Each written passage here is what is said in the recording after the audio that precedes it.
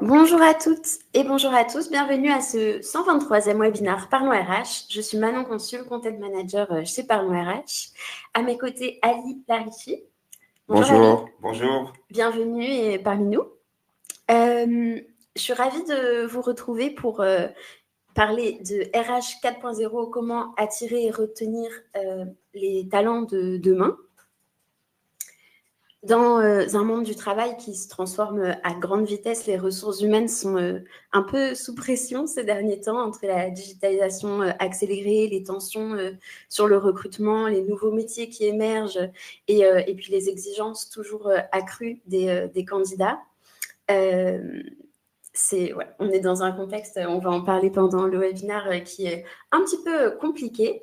Alors, plusieurs questions se posent. Comment faire face à la guerre des talents qui s'intensifie? Comment moderniser la stratégie RH sans perdre l'humain de vue? Et surtout, comment s'appuyer sur des outils et des approches RH intégrées pour gagner en efficacité, en attractivité et en agilité? On va tenter de répondre à toutes ces questions avec Ali pendant les prochaines 45 minutes. On va notamment, dans un premier temps, vous exposer un petit peu le contexte actuel quand on parle de fuite des talents, de transformation, etc. Ensuite, on décryptera les enjeux concrets pour les entreprises en quête de talents et notamment, on abordera les difficultés qu'elles peuvent rencontrer avant d'explorer dans la troisième partie du webinaire les solutions qui peuvent être mises en place et surtout comment les mettre en place. On répondra bien entendu à toutes vos questions pendant le webinaire. On a prévu 3 pauses de réponses, de questions-réponses à ce sujet. Donc, je vous invite à utiliser les outils d'interaction à votre disposition. Vous pouvez utiliser le chat dans un premier temps pour échanger entre vous pendant le webinaire. Et vous pouvez utiliser la boîte à questions qui se trouve juste à côté de l'onglet chat en bas de l'écran. Pour poser vos questions à Ali et on y répondra avec plaisir. Ali, est-ce que tu peux te présenter et puis nous présenter Curtis? Oui, donc merci Manon en fait pour cette introduction qui est super intéressante parce qu'elle met déjà le contexte et les enjeux. Moi je me présente, je suis Ali Larichi, donc je suis le CEO et le fondateur de Curtis, également expert RH. Curtis en fait est une société que j'ai fondée en 2010 avec une spécialisation qui est la transformation digitale, donc aider les entreprises à se transformer au niveau du digital et en leur offrant à la fois du conseil, de l'expertise, mais aussi des solutions. Et donc, on a des partenariats avec un certain nombre d'éditeurs et qui va nous permettre de pouvoir proposer les meilleures solutions pour nos clients, et notamment dans les SIRH, dans les gestions électroniques des documents, le BPM. Plus récemment, nous avons rajouté toute une offre intelligence artificielle à travers AI for Africa. Donc, pour simplement dire que on travaille avec des sociétés en France, en Europe, mais plus particulièrement sur le Maroc et l'Afrique de l'Ouest. Et nous avons des partenaires en Afrique de l'Ouest avec pas mal de clients. Voilà, c'est ça un petit peu Curtis et ce que ça propose. Oui, c'est une belle présentation, merci beaucoup.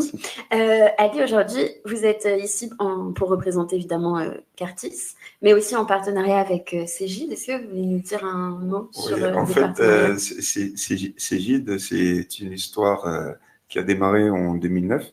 Pour votre information, Talentsoft, il a été créé en 2007. Nous sommes partenaires de Talentsoft depuis 2009. Et donc, nous avons connu un petit peu Talentsoft dans sa croissance et on a vu un petit peu la success story et ce qu'elle est devenue aujourd'hui. Et donc, nous étions heureux de pouvoir suivre ça de près et en direct. Et nous sommes partenaires de Cégide sur le marché, bien sûr en France, puisque nous avons des clients communs en France, mais en même temps sur l'Afrique de l'Ouest, où nous avons signé de très belles références avec Cégide. Et donc, nous avons la compétence et une bonne connaissance de cette solution, mais pas que, puisque de toute manière, ce qui est important chez Curtis, c'est de pouvoir avoir cette vision de conseil et proposer les meilleures solutions à nos clients. Et c'est dans ce sens-là que nous avons choisi un partenaire comme Cégide. Merci beaucoup, Ali, pour cette présentation. Alors aujourd'hui, on est là pour parler de RH 4.0. Oui. On va parler de recrutement également. Pour commencer, on vous propose de poser un petit peu le décor. Donc, Ali, ma première question est la suivante. Quel constat est-ce que tu dresses de la transformation digitale dans les RH, mais en particulier dans le secteur des banques et des assurances? Alors, donc le constat déjà, parce que si on parle de banques et assurances, on se pose la question pourquoi on parle que des banques et des assurances et pas des autres entreprises. Mais en fait, juste pour la petite histoire, c'est que Curtis, c'est comme ça, en fait, on ne nous avons pas choisi. C'est qu'il se trouve que au niveau de nos clients, que ce soit au niveau du RH, que ce soit au niveau de la gestion électronique des documents, ou que ce soit au niveau on a pas mal et beaucoup de clients en fait dans les banques et les assurances. Et c'est pour cela que, au-delà de l'aspect RH, nous avons aussi une expertise dans les banques et les assurances. Ça nous permet finalement, avec ce binôme, de dresser une transformation digitale. Et de l'autre côté aussi, c'est que les banques et les assurances, ils sont demandeurs en matière de digital et même précurseurs. Ça veut dire que les innovations, les projets, tout ça se fait au niveau des banques et des assurances. Et l'idée, c'est que dans les banques et les assurances, il y a aujourd'hui, on entend parler d'initiatives comme le Digital Lab, comme l'AI Lab, et avec un besoin accru, de plus en plus accru de ressources. On ne parle pas des ouvertures d'agences qui aussi drainent du digital, parce qu'il y a la course à la croissance et l'ouverture des agences, mais que ce soit au niveau des assurances, que ce soit au niveau des banques. Et ce qui est important, c'est que par rapport à ça, ça draine, je dirais, des besoins, et ça suscite des besoins au niveau du digital. Et c'est en cela que aujourd'hui, si on dresse un constat sur la digitalisation des entreprises, et en particulier des banques et des assurances, qu'est-ce qu'on trouve? On trouve qu'il y a une compétition qui est accrue pour les talents, parce que aujourd'hui, même les consultants, les informaticiens, tous les ressources techniques, elles savent qu'elles sont demandées. Et c'est pour cela qu'ils ont aujourd'hui, c'est ce qu'on appelle l'offre et la demande. C'est le principe de l'offre et la demande. Et aujourd'hui, c'est plutôt les consultants qui sont demandés. Et donc, ce qui fait qu'on a vraiment une compétition accrue pour les talents. Et c'est une compétition qui est accrue, non pas simplement sur un marché en local, mais c'est un marché qui est international, pour la simple raison qu'aujourd'hui, bien sûr, le Covid est passé par là, c'est qu'on a changé la manière dont on travaille aujourd'hui. Aujourd'hui, le consultant, il peut travailler de chez lui, il peut travailler d'un autre pays, et il n'a plus cette problématique, je dirais, d'être sédentaire dans un bureau. Et donc, ce qui fait que ça leur donne plus de flexibilité, plus, je dirais, d'envie d'aller chercher ailleurs. Et donc, ce qui fait qu'aujourd'hui, il y a vraiment une compétition pour les talents. Il faut les recruter, mais aussi il faut les retenir. Donc, il y a une difficulté de rétention et de gestion des compétences clés. Et ça, on le voit à travers les sociétés qui ont des outils, et ça, on va en parler après, digitaux, et d'autres qui ne l'ont pas. Et on se rend compte qu'il faut les retenir. Il faut les retenir comment? Il faut les retenir en leur offrant des perspectives d'évolution, de la mobilité, un cadre agréable dans lequel ils peuvent travailler, des perspectives. Et bien sûr, pour cela, il y a un besoin de solutions RH intégrées et modernes. Juste pour votre information, aujourd'hui, et ça c'est un autre facteur qui donne un peu des difficultés aux recruteurs au niveau des banques et des assurances, mais dans toutes les entreprises, c'est qu'il y a un constat, une source, c'est World Economic Forum, qui dit que 85% des emplois de 2030 n'existent pas encore aujourd'hui. Ça veut dire que on connaît pas encore les métiers de demain. Par contre, quelqu'un ou une société qui va faire ce qu'on appelle la gestion des prévisionnels des emplois et des compétences à travers des outils, va pouvoir peut-être simuler des nouveaux emplois en utilisant même aujourd'hui l'intelligence artificielle, puisqu'aujourd'hui, avec l'intelligence artificielle, on peut, en leur donnant un contexte, en donnant un certain nombre de choses, définir des postes qui n'existent pas et pouvoir savoir comment on peut les recruter et quelles sont les compétences nécessaires. Comment est-ce que tu Ouais. as parlé de l'IA qui pouvait être une solution, mais comment est-ce que les entreprises, elles se préparent aux métiers qui n'existent pas encore?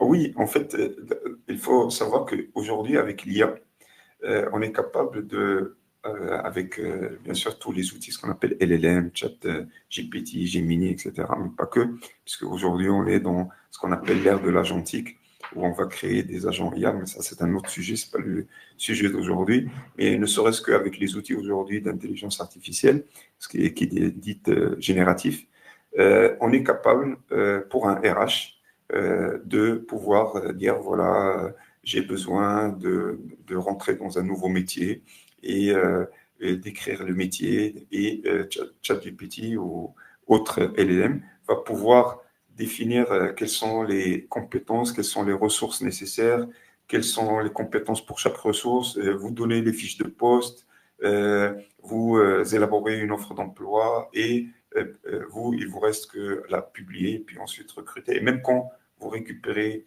ces candidatures, vous allez pouvoir les scorer. Et c'est en cela que aujourd'hui, avec des plateformes SIRH qui sont modernes, qui ont su intégrer l'intelligence artificielle à leur niveau et à toutes ces étapes-là, ben, sont celles-là qui vont gagner des parts de marché et pouvoir être avec les clients pour pouvoir les aider.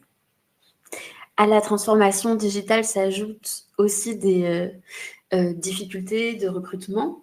Oui.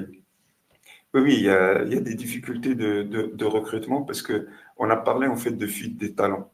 Alors, la fuite des talents, elle est partout. Hein. C'est pas que on dit, par exemple, si je prends par exemple, et moi je suis bien placé, puisque on a une structure au Maroc et aussi en France, et je connais très bien les deux marchés. C'est qu'il y a déjà une forte demande d'ingénieurs au niveau du Maroc ou au niveau d'un certain nombre de pays de l'Afrique du Nord qui vont être recrutés par des sociétés à l'international. Et donc ça, on a vraiment une attractivité de l'Europe pour pouvoir, c'est en cela qu'il y a ce qu'on appelle une fuite de talent. Mais il y a aussi dans le sens, par exemple, si je suis en France, ben, il y a aussi une fuite de talent pour d'autres raisons. Par exemple, les pressions fiscales. On va voir de plus en plus en fait, de jeunes quitter pour aller peut-être dans d'autres pays où ils vont peut-être doubler leur salaire juste parce qu'ils paient moins d'impôts. Mais bien sûr, c'est pas ça puisque c'est pas ça la logique. Mais n'empêche, c'est un constat. Et ce constat-là fait qu'aujourd'hui, vraiment, il y a des fuites de talents dans tous les sens. Et le secteur IT et le secteur financier, il est vraiment frappé par cette fuite de talents. Donc, ça veut dire que déjà, comme les statistiques le disent, 54% des jeunes diplômés aujourd'hui en tech envisagent une carrière à l'international. Les métiers du numérique, aujourd'hui, ils représentent 25% des difficultés de recrutement en France, mais dans d'autres pays. Et puis, bien sûr, comme je disais, le Maroc, puisqu'on parle du Maroc et aussi, il subit aussi une forte fuite de ses talents vers la France et l'Europe. Et donc, c'est ce qu'on appelle des vases communicants. Mais ce que j'ai constaté aussi, c'est l'inverse, c'est-à-dire qu'il y a aussi maintenant des ingénieurs qui viennent de la France au Maroc. Pourquoi? Pour un autre cadre de vie, pour autre chose. Donc voilà, c'est le problème, il n'est pas que dans un sens, il est plutôt dans plusieurs sens. Alors, la conséquence, c'est quoi? C'est une perte d'innovation, c'est un manque de transmission de compétences et une dépendance technologique qui est accrue. Donc, qu'est-ce qu'on doit faire finalement? On doit, et surtout, là, si on reprend maintenant les banques et les assurances, ce qu'il faut, c'est pouvoir, en fait, plutôt, il y a un défi qui est très important, qui est celui d'attirer. Et là, on est en train déjà de planter le décor de ce qu'on appelle le cercle vertueux au niveau des RH, c'est-à-dire d'abord bien recruter, ensuite former, développer, donner un cadre de vie qui est agréable pour retenir. Et donc, vraiment l'enjeu aujourd'hui pour les banques et les assurances, parce que quand on sait ce que c'est que le coût d'un recrutement, qui est onéreux, et quand on recrute une personne avec ses compétences, on ne veut pas qu'elle parte. Et donc, il faut qu'on travaille sur la rétention, lui donner des perspectives. Et c'est en cela que, je dirais, il y a un vrai défi majeur pour les RH, pour les banques, pour les assurances, pour pouvoir être dans la logique de ce qu'on appelle la RH 4.0, pour pouvoir être à jour. Et donc, pour faire un focus sur le secteur bancaire. Oui, alors le secteur bancaire, ben, nous, on le vit parce qu'on a beaucoup de projets au niveau du secteur bancaire. Il faut savoir que ce soit en France ou au Maroc, notamment par rapport au profil IT, le monde de la banque et des assurances, c'est un des premiers recruteurs de profil IT et métiers en pension. Aujourd'hui, plus de 30% d'offres en cybersécurité, data science. Pourquoi? Parce que toutes les fuites, ce qu'on appelle les leaks, sont passées par là. Et aujourd'hui, moi, j'ai connu une période, il y a encore 2 mois, où, compte tenu d'un certain nombre de fuites qui ont eu lieu, tout les départements IT se sont mobilisés pour revoir un petit peu leurs procédures en termes de confidentialité de données, en termes de sécurité, en termes de cybersécurité. Et là, ça draine une vraie demande en termes de compétences techniques, de data science aussi. Et bien sûr, il y a une croissance forte des besoins en conversion et en upscaling. Donc, ce que cherchent en fait les banques aujourd'hui, c'est quoi? C'est des profils IT. 24% des offres globales, on a pu le constater à travers toutes les annonces et les offres d'emploi qui sont publiées. On veut des ingénieurs, des Bac plus 5, mais aussi des jeunes diplômés, parce qu'aujourd'hui, il y a de telles tensions au niveau je dirais des profils, que des fois, on peut prendre des jeunes diplômés et les former en interne, avec des formations en interne, parce qu'aujourd'hui, il y a des académies au niveau de la banque, et on est capable de pouvoir former même des jeunes diplômés au métier de la banque et au métier de l'IT. Polyvalence, agilité, compétences transverses, oui, parce qu'aujourd'hui, comme on l'a dit tout à l'heure, il y a plusieurs métiers qui ne sont pas encore créés et qui vont être créés dans quelques années.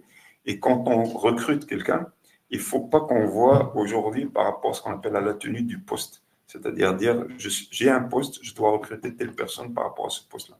Il faut que je puisse recruter par rapport à ce poste-là, mais voir en lui un certain nombre de compétences qui vont être à même pour pouvoir dire, si demain, cette personne-là qui travaille sur tel domaine et ce domaine-là n'est plus à la mode ou il n'est plus demandeur, comment il peut, cette personne-là, comment elle peut bouger, comment elle peut être mobile pour aller vers d'autres domaines. Et de cela, ça va me permettre de le retenir, mais en même temps, ça va me permettre de lui donner des perspectives et de le fidéliser parce que ça va impacter et diminuer mon coût de recrutement puisque je n'aurai pas à recruter une autre personne et peut-être même à faire en sorte que cette personne-là puisse, ou puisse provoquer un départ de cette personne-là parce que finalement, il n'a plus on n'a plus besoin de cette personne-là. Et parmi les métiers qui sont en tension, il y a la gestion de projet, il y a l'actuariat, il y a tout ce qui est expérience client. Et on l'a dit tout à l'heure, il y a aussi cybersécurité, data science, il y a le Web3. Il y a pas mal de domaines. Merci beaucoup. Alors, on n'a pas de questions pour le moment, donc je vous propose de passer tout de suite à la partie sur les enjeux et notamment sur les difficultés que les entreprises rencontrent face à la fuite des talents, mais tout. Alors, oui, parce que quand on dit déjà la fuite des talents, c'est-à-dire qu'il y a 2 choses. Il y a la fuite des talents parce que les personnes, il y a des profils qui vont partir parce qu'ils sont à la recherche, par exemple à l'international. Mais il n'y a pas que. Aujourd'hui, comme je vous ai dit, il y a l'offre et la demande. Et elle est plutôt en faveur je dirais, des profils techniques. Et c'est pour ça qu'on a un turnover qui est élevé de 15% en moyenne en France, et avec un pic jusqu'à 30% dans le secteur tech. Ça veut dire que l'IT aujourd'hui ou le consultant, quand il arrive dans une société, il se fixe comme un horizon de 2 ans où il va apprendre, il va aller ailleurs pour valoriser son expérience et ainsi de suite. Donc les banques et les assurances, ils ont du mal à retenir en fait cette personne-là. 80% aujourd'hui des recruteurs affirment, bon ça c'est une source APEC 2023, être en difficulté pour attirer les bons profils. Et ça se voit parce que quand on dit attirer les bons profils, il y a aujourd'hui, ça c'est quelque chose que j'ai constaté avec un client que nous avons, un gros client, pour lequel on a mis en place le SIRH. Il a une plateforme de recrutement, il a un site carrière, il a tout. Mais en plus de ça, même avec ça, il va se battre pour avoir ce qu'on appelle une logique de référencement. C'est-à-dire il faut que les offres d'emploi qu'il va publier montent en premier pour qu'il puisse avoir le maximum de candidatures. Et donc, ça veut dire qu'il y a tout un travail, je dirais, de marketing digital et de référencement, de web, pour pouvoir faire en sorte, c'est pas parce qu'on a le SIRH qu'on arrive à recruter. Il y a aussi une inadéquation entre le profil et les postes, c'est-à-dire un recrutement sur 5 est jugé insatisfaisant après 6 mois. Pourquoi? Parce que quand on parle ce qu'on appelle d'un processus de recrutement, il y a tout. Il y a d'abord publier l'annonce, récupérer les candidatures. Il se peut que je récupère des milliers de candidatures. Il faut que je puisse les filtrer, les screener, faire plein de choses. Et donc, ce qui fait que si je n'ai pas d'outils, j'ai des difficultés à trouver le bon candidat. Et même si j'ai le bon outil, il faut que dans mon processus de recrutement, que je fasse ce qu'on appelle les garde-fous, en se disant, voilà, je vais lui passer un test psychométrique, par exemple s'il est commercial, voir par rapport à la prise de parole, par rapport à même des jeux. Donc ça veut dire qu'il y a tout un travail, on va dire, au-delà de l'aspect simplement plateforme, pour pouvoir recruter la bonne personne et faire en sorte qu'elle ne parte pas au bout de 6 mois. Il y a aussi le coût de recrutement et la durée de recrutement. Si on n'a pas d'outils, la durée, elle va s'éterniser. Mais par contre, si on a un outil, et malgré ça, il y a quand même un temps qui est incompressible. Et aussi par rapport à la demande, ça prend du temps puisque les profils sont rares. Et là, c'est 9 à 12 semaines contre 4 à 6 auparavant. Et ça, c'est les tendances qu'on a constatées. Et enfin, vraiment, une statistique qui est importante, c'est de dire, ou un constat, c'est que quand on se trompe de recrutement, il faut tout refaire et ça a un coût.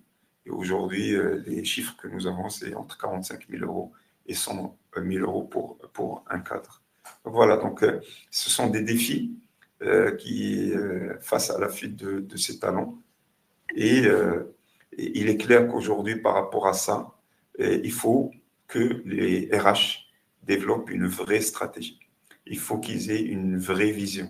Et c'est pour ça qu'il y a quelques années, on parlait de RH 2.0. Là, vraiment, c'est une stratégie RH 4.0. Simplement pour dire qu'il faut vraiment se battre et avoir une vision et avoir ce qu'on appelle un plan d'action. Et dans ce plan d'action, il y a 4 actions qu'on peut énumérer. D'abord, développer les compétences via une formation continue adaptée aux enjeux digitaux.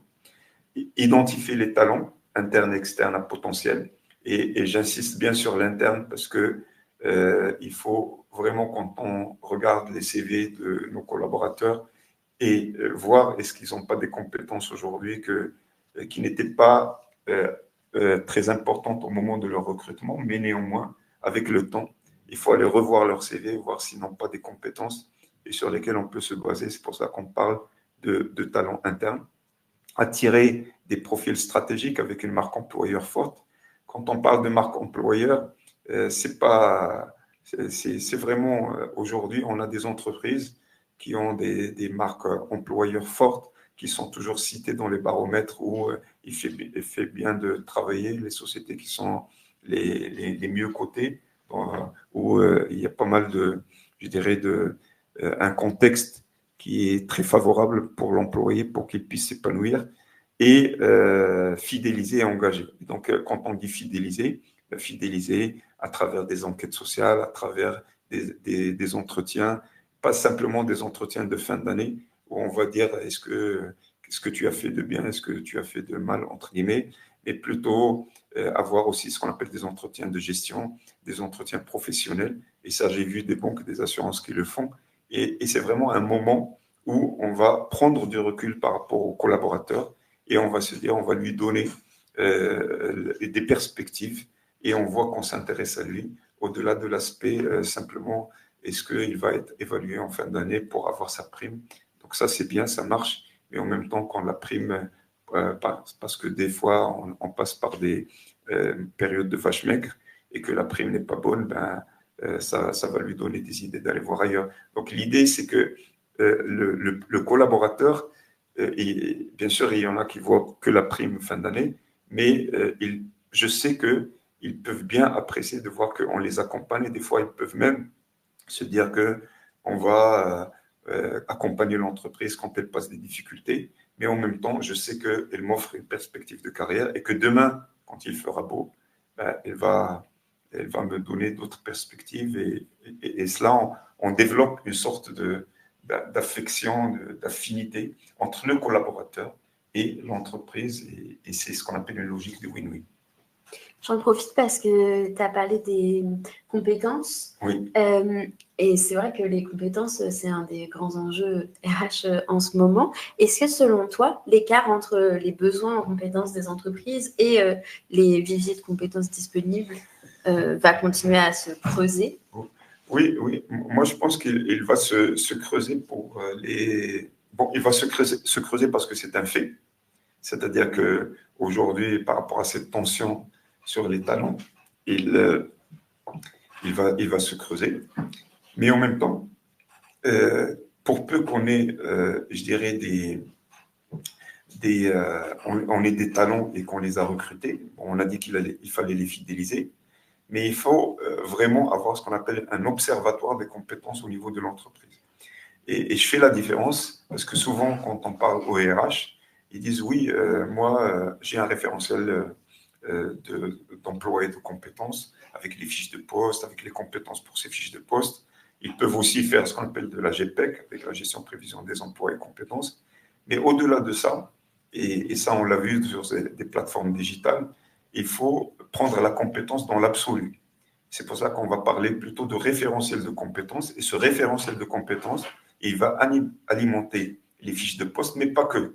Il va alimenter les formations pour voir, par exemple, quel est le lien entre une compétence et la formation. Ça veut dire que, et ça va me permettre de dire que quand une compétence n'est pas au niveau de ce qui est attendu, avec le machine learning, je vais avoir directement toutes les formations qui vont absorber ce déficit par rapport à cette compétence-là. Donc, quand on a un référentiel de compétences, on va pouvoir adresser, il va être au centre de tous les modules RH, c'est-à-dire au centre du recrutement, au centre de la formation, au centre des fiches de poste et au centre aussi de la GPEC. Et de cette manière-là, on ne va plus parler de fiches de poste, mais on va parler de compétences et on va dire aujourd'hui, si je prends une banque ou si je prends une assurance, où est-ce que j'en suis par rapport à toutes les compétences que doit avoir la banque. Et il se peut que je ne le trouve pas dans un poste, mais que je le trouve dans un autre poste, chez un autre collaborateur, et ce collaborateur-là, dans une logique, ce qu'on appelle de teammate, ils vont, avec une logique tactique, collaborer ensemble parce que c'est pas parce qu'il n'est pas dans ce poste-là que je ne peux pas le solliciter moi de manière tactique pour qu'il puisse réaliser telle ou telle chose. Donc cette logique de compétence, il faut vraiment qu'elle soit adressée de cette manière-là et pas simplement dans la logique classique, j'ai une fiche de poste et je dois combler cette fiche de poste. C'est ce qu'on faisait avant. Alors, je vois qu'on a quelques questions dans le chat, donc je vous propose d'y répondre. Premièrement, une question de Caroline. Vous parlez des secteurs bancaires et assurances. Pouvez-vous dire qu'il se passe le même phénomène dans le secteur de l'industrie? Alors, dans le domaine de l'industrie, en fait, il y a des tensions, mais par rapport à tout ce qu'on appelle l'industrie 4.0, par rapport à un certain nombre, je dirais, de domaines et de technologies. Mais pour vous dire les choses, on travaille avec quelques industries, mais pas au niveau RH, plutôt au niveau de la gestion électronique des documents et tout. Et ce que je sais, c'est que au niveau des industries, en fait, comme ils sont dans une logique de qualité, et ils veulent absolument, en fait, et ça c'est un petit peu leur enjeu, c'est de lier les objectifs individuels par rapport à des objectifs de qualité qu'ils doivent assurer au niveau de leur système, ce qu'on appelle de qualité ISO, etc. Et donc, ça, c'était un enjeu. Je l'ai constaté chez beaucoup d'entreprises de l'industrie, mais il est clair que de toute manière, aujourd'hui, au-delà des banques et des assurances, compte tenu de l'automatisation, de l'IoT, de plein de technologies qui rentrent en jeu, comme je dis aussi de l'industrie 4.0 et tout, ben, de plus en plus, on aura besoin de profils techniques, pas que simplement dans l'informatique, comme on l'a vu au niveau des banques et des assurances, mais le sujet est le même, la problématique est la même, et que de toute manière, avoir une plateforme digitale qui vous permet de pouvoir aider à recruter dans ce domaine-là et attirer les talents, ça reste le même enjeu, le même besoin.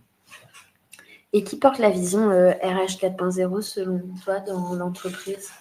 Alors, ça m'amène par rapport à une question qui est très importante, de se dire aujourd'hui, il y a la vision RH 4.0.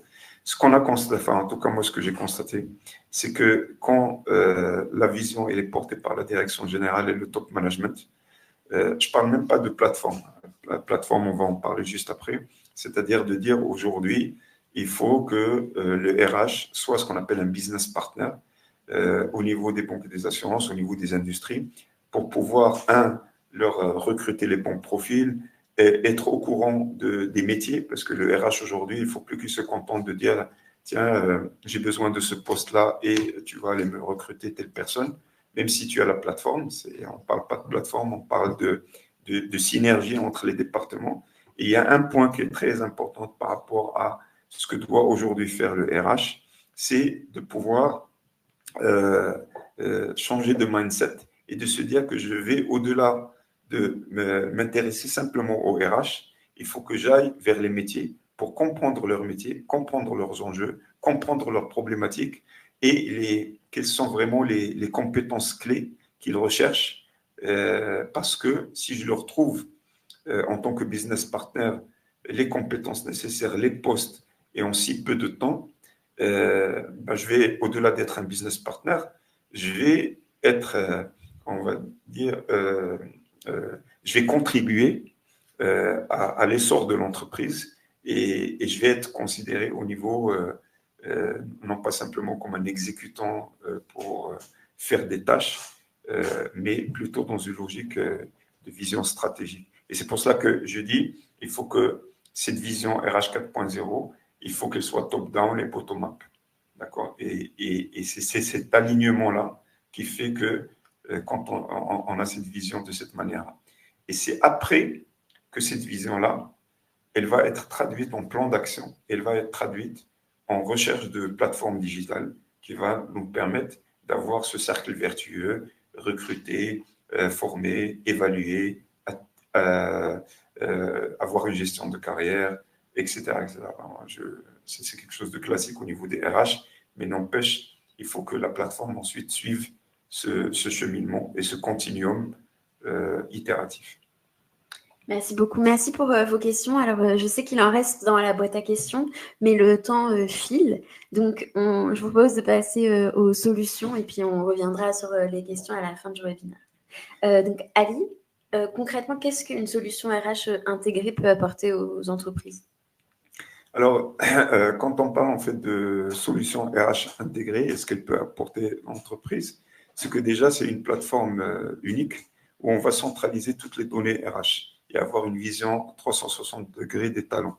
C'est-à-dire que, et je le dis, je donne toujours cet exemple, il ne faut plus que la plateforme RH soit simplement un moment où on va se mettre en phase avec le collaborateur et pendant un moment où on va faire ce qu'on appelle son évaluation fin d'année.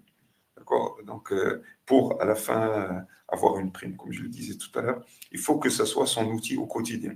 Donc, pour que ce soit son outil au quotidien, il faut qu'elle soit très facile à utiliser, très facile à paramétrer, très facile à faire évoluer.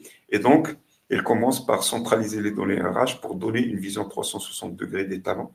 Et pas que les talents, parce qu'il y a l'aspect, on va dire, collaborateur, il y a l'aspect manager, et il y a l'aspect aussi RH. Et il y a aussi la vision direction générale. Et tout ça, dans le cadre d'un portail qui soit, on va dire, facile à utiliser, va être intéressant pour donner cette vision. Ensuite, il faut que ce soit un continuum, comme je l'ai dit, avec des modules intégrés, c'est-à-dire faire une annonce d'offre d'emploi, récupérer les candidatures, scorer, screener, faire des tests psychométriques, avoir le résultat de test à l'intérieur de la plateforme et ensuite, bien sûr, utiliser l'IA à chaque fois qu'on peut, à chaque étape. Et en plus, une fois on recrute, on va pouvoir onboarder, on va pouvoir former, on va pouvoir gérer les compétences, comme je l'ai dit tout à l'heure, avec un référentiel de compétences qui va être centralisé et qui va à la fois arroser les fiches de poste, arroser les compétences, arroser les formations. Et bien sûr, il y a aussi une logique d'automatisation et une logique de facilité d'utilisation. Et un dernier point, c'est qu'aujourd'hui, quand on arrive chez les entreprises, il y a toujours dans les entreprises déjà un outil de paye et de gestion administrative. Et donc, l'idée aussi, c'est que dans la plateforme digitale idéale, il faut qu'il y ait ce qu'on appelle un core RH ou un module qui va permettre de récupérer les employés, de récupérer toutes les informations sur les employés à travers des API ou à travers des capteurs qui vont capturer les données et les mettre dans le SIRH pour pouvoir ensuite faire tout ce qu'on peut faire avec une plateforme, comme on l'a dit, recrutement, formation, etc. Voilà. Donc, c'est ça un petit peu les critères. Et enfin, aussi une chose qui est importante, c'est les tableaux de bord. Parce qu'on nous le demande souvent. Il faut qu'il y ait des tableaux de bord partout, dans le sens où il faut que je puisse calculer le coût d'un recrutement, mesurer l'efficience, mesurer la performance à tous les niveaux, au niveau collaborateur, au niveau manager. Voilà, donc et puis bien sûr les critères il y a tellement de choses à dire, compte tenu du temps, on ne peut pas le dire, mais on peut bien sûr vous envoyer des choses sur qu'est-ce que doivent avoir des solutions RH. Et donc, concrètement, comment est-ce qu'on met en œuvre une stratégie RH 4.0 ? Alors, en fait, comment ça se passe, c'est que déjà, comme je vous l'ai dit tout à l'heure, il y a la vision, c'est-à-dire qu'il faut que ça émane de la direction générale et pas que, c'est-à-dire que bien sûr, il faut qu'il y ait au niveau de tout ce qui est comité exécutif et comité de direction, il faut qu'il y ait vraiment une volonté de pouvoir mettre en place la vision RH 4.0. Il faut mettre en place ce qu'on appelle un plan d'action. Et ce plan d'action avec ce qu'on appelle des initiatives, que ce soit en termes de recrutement, que ce soit en termes de formation, que ce soit en termes d'évaluation. Et une fois on a ces initiatives-là à travers un plan d'action qui est bien ficelé, ben, en face de ça, ben, il faut qu'on puisse exécuter ça à travers une plateforme digitale. Et donc, l'idée, c'est aussi de combiner ça avec une aide au choix de solutions et cette solution-là avec un certain nombre de critères et de pouvoir être ensuite en mode projet dans lequel on va dire à la fois on va travailler sur nos pratiques RH et c'est pour cela que quand vous avez aujourd'hui des plateformes digitales RH, vous avez ce qu'on appelle la notion de best practice embarquée. Ça veut dire quoi? Ça veut dire que quand je vais vous mettre en place la solution SIRH, je ne vais pas à chaque fois aller à vous demander comment on va faire une évaluation, comment on va faire un plan de formation. On va arriver avec une solution dans laquelle il y a déjà des best practices embarquées, avec des workflows, avec des choses. Et plein de clients aujourd'hui travaillent dans cette logique de ce qu'on appelle ajustement, adjust and play, qui va permettre de pouvoir, sur la base de cette best practice, embarquer déjà dans la solution. Ensuite, avec un cadrage, pouvoir mettre en place ça et raccourcir le délai de mise en place de projet.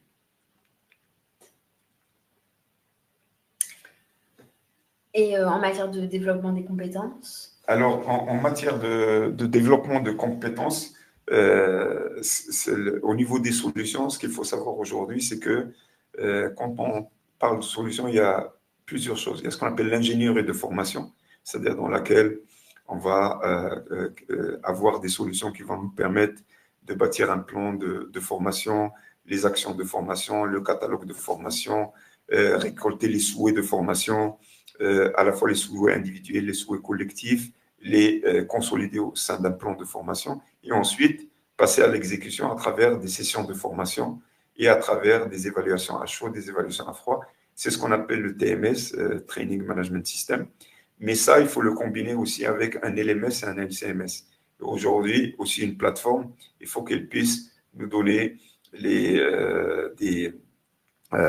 contienne un LMS, qu'on puisse, avec le LCMS, créer du contenu, soit des contenus de formation, soit pouvoir même à la fois avoir une application mobile qui va prendre des vidéos et voir en temps réel comment fait telle personne et pouvoir ensuite la mettre en exemple sur la plateforme LMS pour pouvoir la visualiser.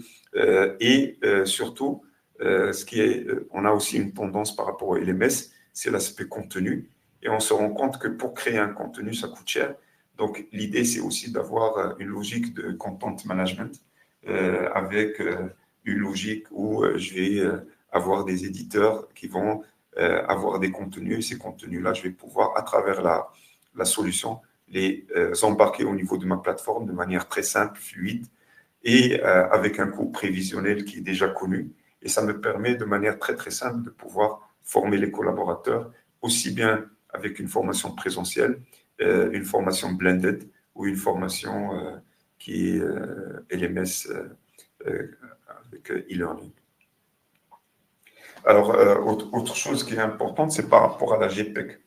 La GPEC, c'est la gestion prévisionnelle d'emploi et compétences pour anticiper les métiers de demain.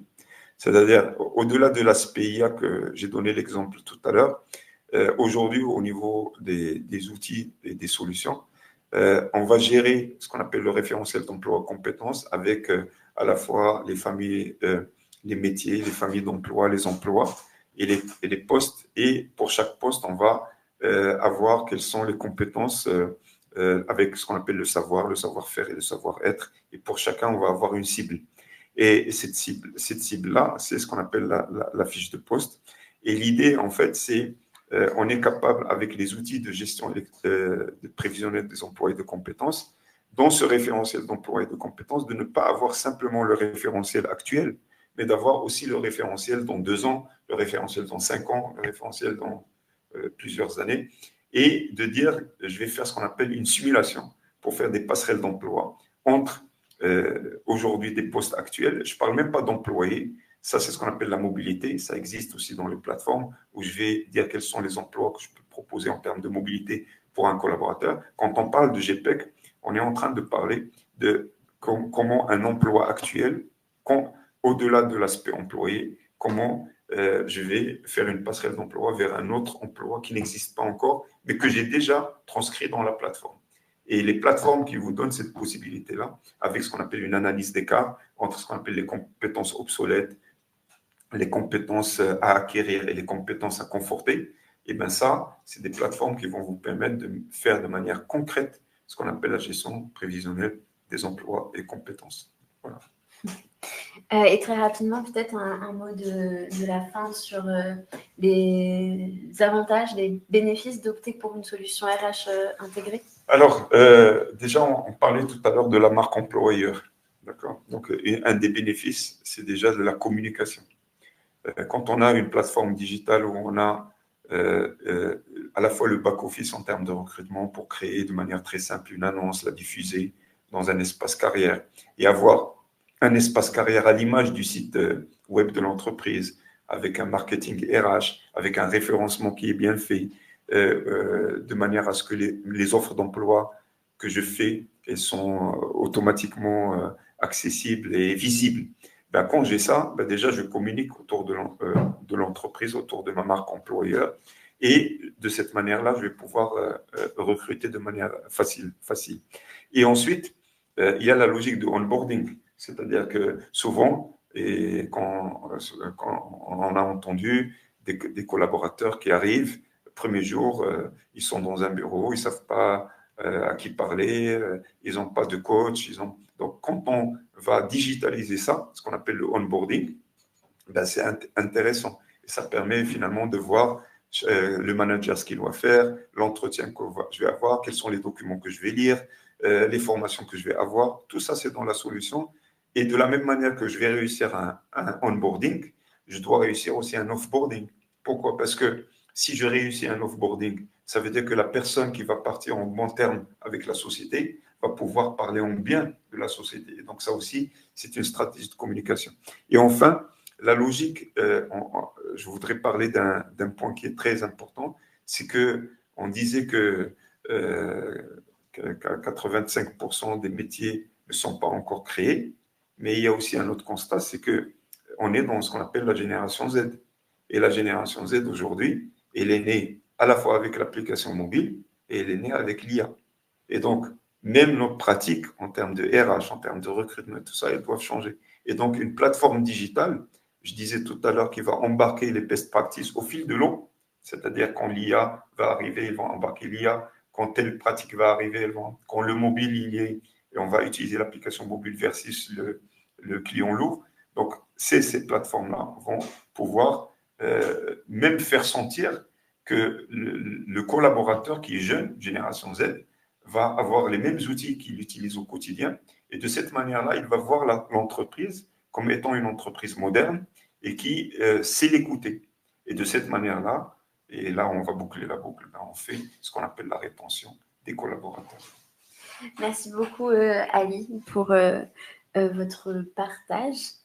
Le webinaire touche à sa fin. Peut-être très rapidement, en quelques secondes. Oui, oui. On peut répondre aux 2 questions de la boîte à questions. Est-ce que vous connaissez des indicateurs de mesure pour étudier l'impact de la digitalisation RH sur l'efficacité organisationnelle? Alors, moi, en fait, j'ai quelques indicateurs. Par exemple, quand on fait, par exemple, et ça dans les solutions, on les trouve. Hein. C'est-à-dire que dans les solutions, il y a ce qu'on appelle des tableaux de bord verticaux et des tableaux de bord transverses. Dans les tableaux de bord verticaux, on va dire par exemple, là, quand je fais un recrutement, quel est le temps entre ce qu'on appelle la durée de recrutement, entre l'annonce et le moment où je vais pourvoir le poste. Donc ça, c'est un indicateur clé. Et il mesure l'efficacité, c'est-à-dire est-ce que j'ai été efficace par rapport en utilisant les outils. Et c'est transcrit, on ne peut pas mentir, c'est une fois que je clôture l'annonce et je dis j'ai recruté, là, il y a un indicateur de mesure. Il y a un indicateur géré d'attractivité, c'est-à-dire de dire est-ce que cette annonce-là, elle a été attractive? Est-ce qu'il y a eu plusieurs candidatures ou pas? Il y a pas mal d'indicateurs au niveau du recrutement.